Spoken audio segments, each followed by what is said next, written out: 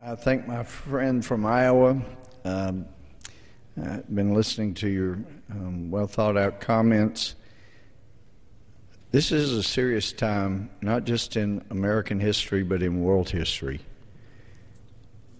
And it's a little difficult to get beat up from our friends from the other side of the aisle over what's going on right now, over a continuing resolution, when there's one reason we're doing any continuing resolution. It's because they didn't do their job last year.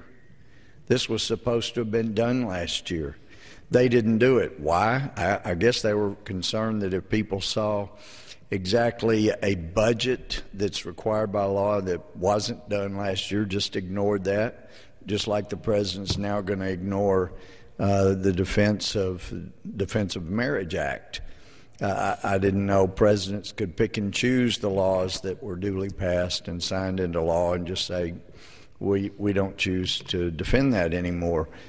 But to get beat up by people across the aisle over what's going on is a little tough to take, because they didn't do their job. Now we're having to do it. And then to further get beat up over spending issues because we're trying to cut spending.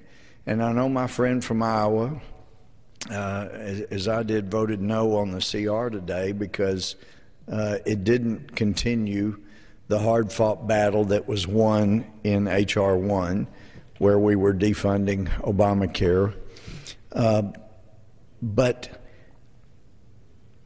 I recall in 2005, 2006, my first term in Congress, getting beat up, figuratively speaking, by our friends across the aisle because they said rightfully we were spending too much money and that we were going to run, $100 to $200 billion in deficit over the amount we were going to receive in, and that was irresponsible. Well, they were right.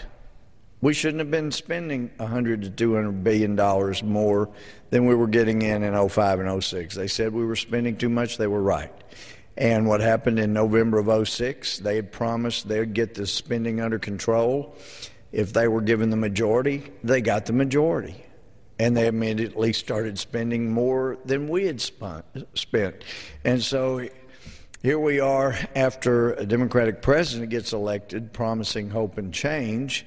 And people didn't realize that the change was going to be the few pennies left in their pockets after this government was spending so much and leaving little that banks can loan for new businesses and small businesses to hire people.